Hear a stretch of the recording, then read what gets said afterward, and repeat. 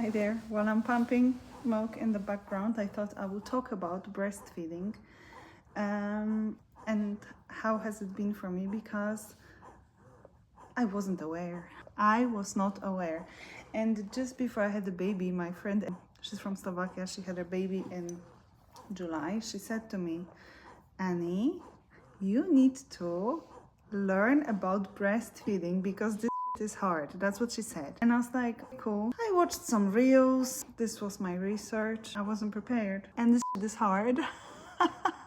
So let me start from the beginning. The general idea is that when you have a baby at week 39, 40, 41, whatever, nipple. A full term should be from around week 37, right? So then your baby comes naturally, your milk comes naturally, you put the baby to the breast. Even if the baby doesn't eat the milk, it stimulates the breast and makes magic happen, and you start producing milk. Some people start, some people don't. I had my baby at week 35 plus 0, and my milk didn't happen. I didn't see the baby. Normally when you give birth, you are in one room with the baby. That's like the normal thing. But my baby was born prematurely and she was on another floor, hooked up to machines. Didn't even look like a baby, like you couldn't see the face. The ears were covered, the nose, this was covered with like tubes.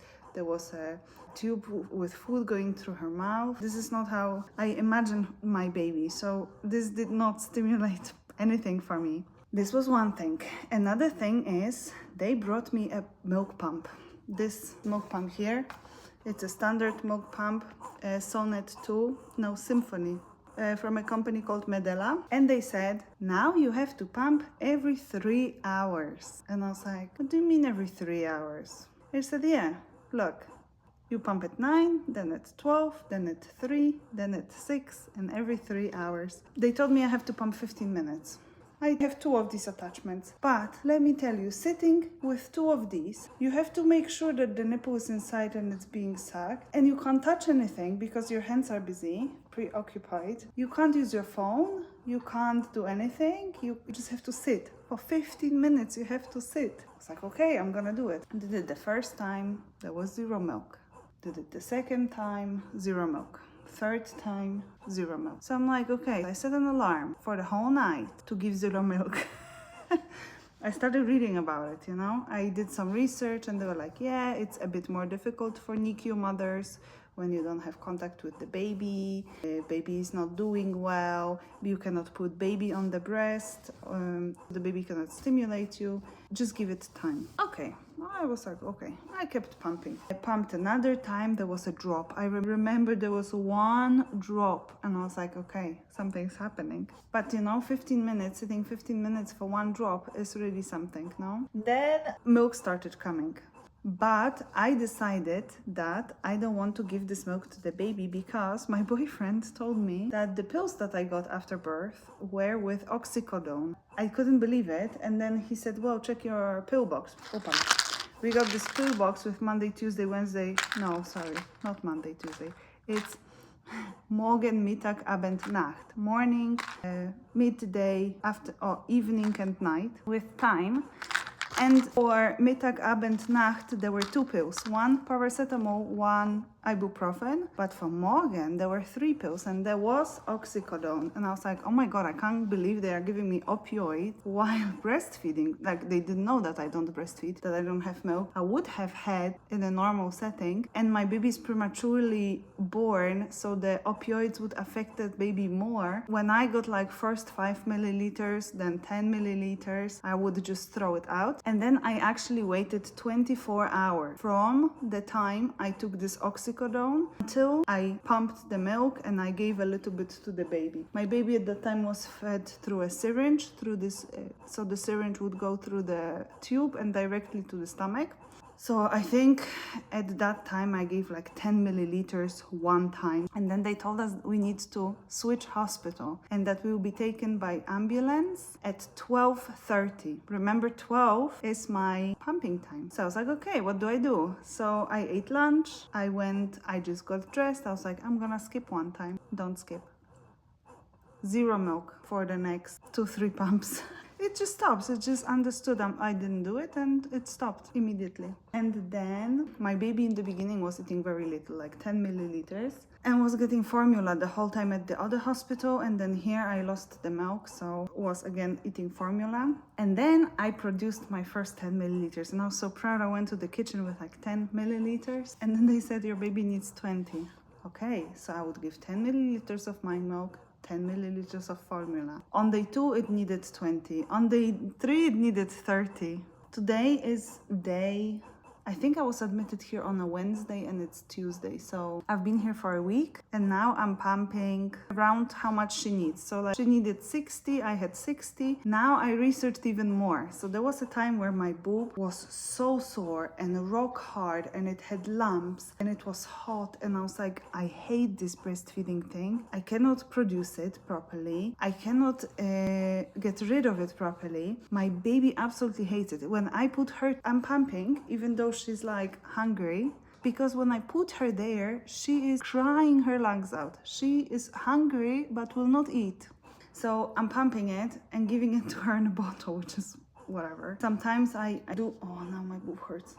Now, sometimes I do try to put her on the boob first to get her a bit tired. Now she will eat for like 1-2 minutes, and then I will give her the bottle.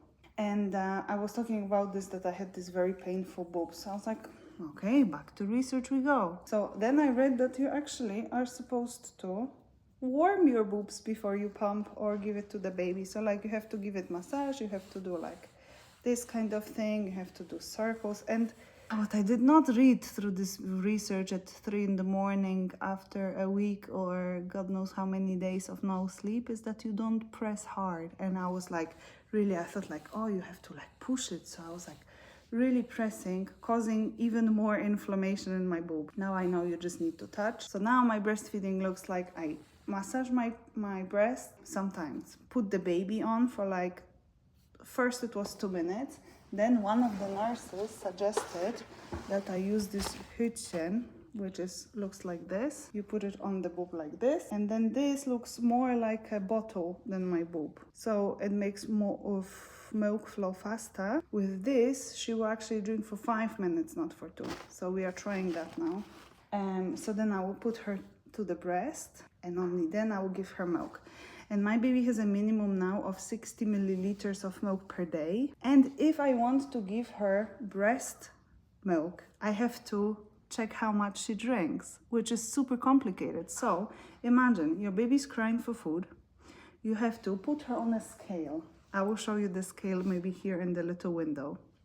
You have to put her on a scale. You have to weigh her. You have to write it down how much she weighs. Then you have to give the boob. Then you have to weigh her again and see the difference in weight. Remember again. Then you have to give her milk from the bottle. And I thought this is so complicated. So instead of like writing, okay, she had 20 from the boob, 40 from the bottle, 60. I'm at the minimum, right? Instead of that, I give her breast when in the beginning of the feed, and then 60 milliliters from the bottle, or breast when she's crying in between feeds. Then I know that she's meeting the minimum of the 60, plus she gets additional milk from the breast. Now I have a problem that my boobs hurt after pumping and feeding. Now I read more research that you need to cool them after pumping, and I'm like, oh my god.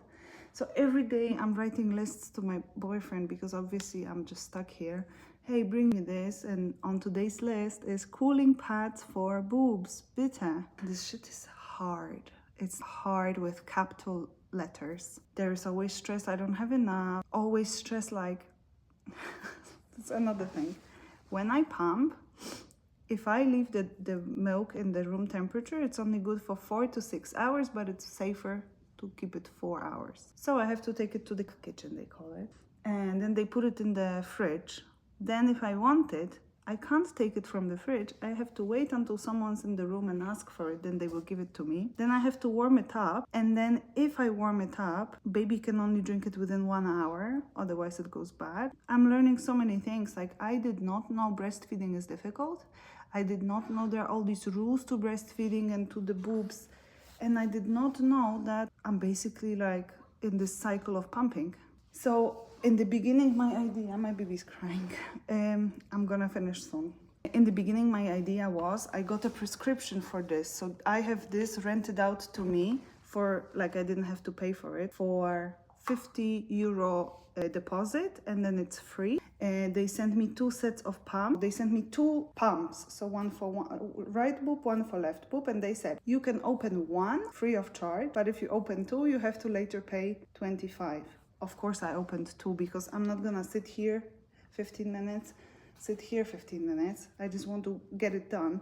So I opened the other one, but now, after being in the hospital pumping for like almost 2 weeks, I realized this shit is not for me.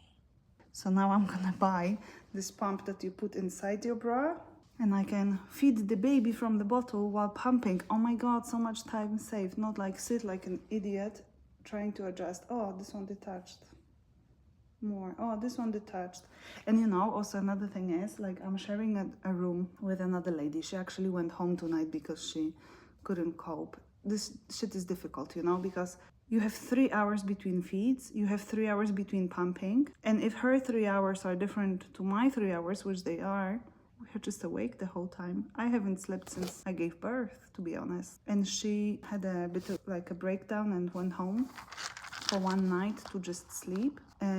And I'm so glad, because now maybe I can get more sleep, because now in those 3 hours I can feed her half an hour, change her half an hour, pump half an hour, and like I can be asleep, and the remaining 1.5 hours I can actually sleep, which up until now I couldn't. So I'm actually glad she went home so both of us can sleep. And being in the hospital is really, really, really me. I know it's best for my baby, so I do it. But for me mentally, it's very difficult. Because first of all, I'm sharing a room with someone else who's on a different schedule. Her babies and my baby are on a different schedule. Her baby's crying, her monitor is going off. My baby's crying, my monitor is going off. We all are awake.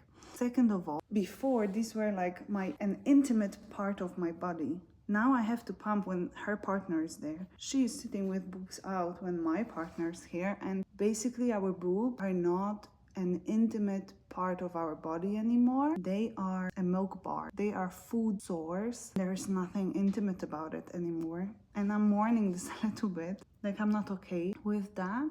I don't know. But it's difficult to think about this as something intimate when you have face attached to it, you know. So I think it's like a protection thing from me to me.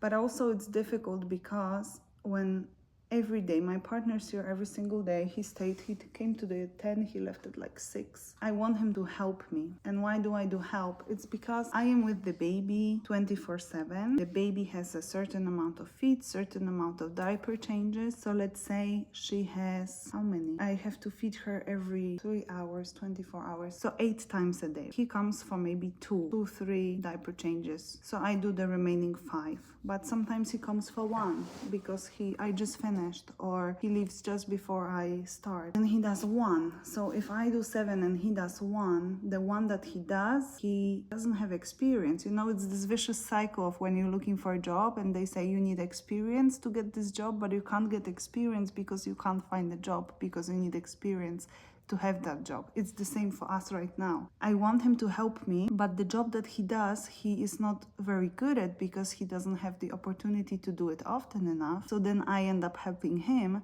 Then he cannot help me because I'm doing it anyway, and I'm showing him what the nurses are showing me all day. It's just, I end up doing it anyway, so I don't get the help that I need. I just want to go home, and I feel like when I'm home and we can split the work and I can sleep and I can be in my own environment without other people interrupting, nurses coming, people asking me how many milliliters did she drink, what was her temperature when choosing. Every time I change the diaper, I have to put a thermometer into her bum and check the temperature. So what was her temperature? Did she only pee or did she also poop? Is this all I record? I think so.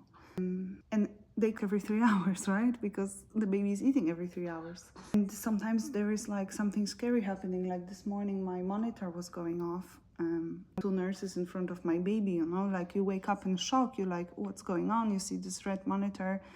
You see nurses doing something and you can't sleep after that, can you? I find this time extremely difficult. I had a breakdown more or less 2 days ago but I'm okay now. I understand why she had a breakdown, because this is hard. And I wish I did some research on breastfeeding and like I came with all the knowledge. But to be honest, if you don't, you just learn along the way. It's just that you learn the hard way. And oh boy, I learned the hard way. I hope this video helps you. Do a little research and also support new mothers, because while we send cute photos and happy faces, it's not always that. Yeah. Anyway, I was told today that maybe in 2 days I can leave the hospital. So after the monitor goes red, they have to keep us for 48 hours. And if in those 48 hours, this action from this morning doesn't happen again, I can leave and she can leave and we can continue this journey at home. Okay, she is waking up now, almost. So I think the 3 hours are up. I just pumped. I'm gonna feed her. I'm gonna change her. Then she will probably poop again. Then I have to change her again. I can sleep. Cute.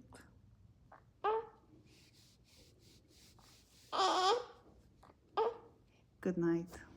Thank you for watching.